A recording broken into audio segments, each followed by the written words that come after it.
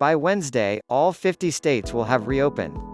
The rules still vary widely. By Wednesday, all 50 states will have begun to reopen in at least some way, more than 2 months after the coronavirus thrust the country into lockdown. But there remain vast discrepancies in how states are deciding to open up, with some forging far ahead of others. Connecticut will become among the last states to take a plunge back to business on Wednesday, when its stay-at-home order lifts and stores, museums and offices are allowed to reopen.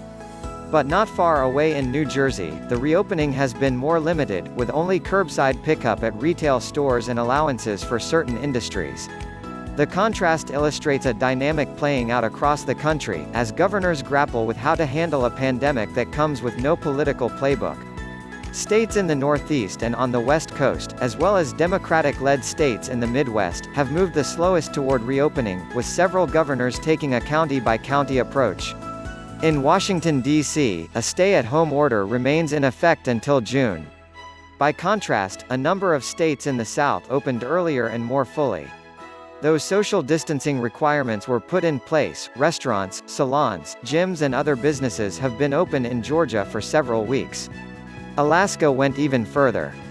On Tuesday, Governor Mike Dunleavy said that he would lift restrictions on businesses by the end of the week, allowing restaurants, bars, gyms and others to return to full capacity. Sports and recreational activities will be allowed. It will all be open, just like it was prior to the virus, Mr. Dunleavy said. Social distancing strategies, including the wearing of masks in public, would be recommended but not required, he said. Yet even as it announced plans to ease restrictions on residents, the state said that it was maintaining its requirement that travelers arriving in the state stay quarantined for 14 days, and keeping visitor restrictions at senior centers and prisons.